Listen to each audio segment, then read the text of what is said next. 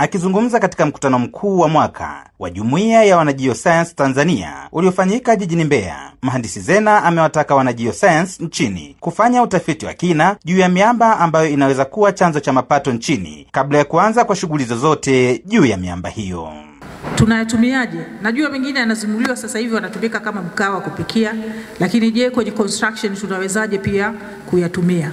Mengine nimeona wanasema there is a possibility ya vumbi lake zile chips ndogo ndogo pia zikatumika kwenye ujenzi, katika kupunguza matumizi ya simenti na vitu vya namna hiyo. Sasa wataalamu nyinyi ndio mtusaidie huko ili kuweza kusaidia kujua tunawezaje kutumia kwa kiwango gani, kufanya ujenzi uwe rahisi, kama ni kwenye barabara, kama ni kwenye majengo mengine na vitu vya namna hiyo.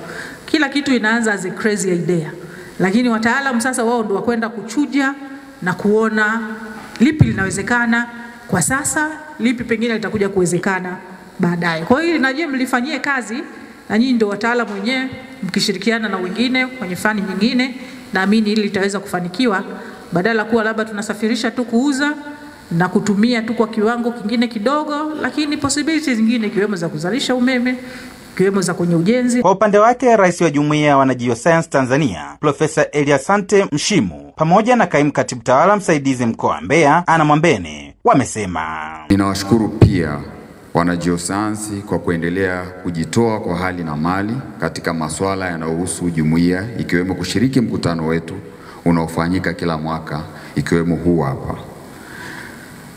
Kama vile methali ya Kiswahili inavyosema, shughuli ni watu, ni furaha yetu kuona idadi ya wanageoscience wanaoshiriki mkutano huu umekuwa ni mkubwa, lakini vile vile kila mwaka inaongezeka. Mtaeleza changamoto nyingi, mtabadilishana uzoefu ambao upo wa maeneo mbalimbali kutoka Geita, Kahama, tumesikia hapo wako Abariki ambao wanafanya uchimbaji mkubwa sana maeneo yale.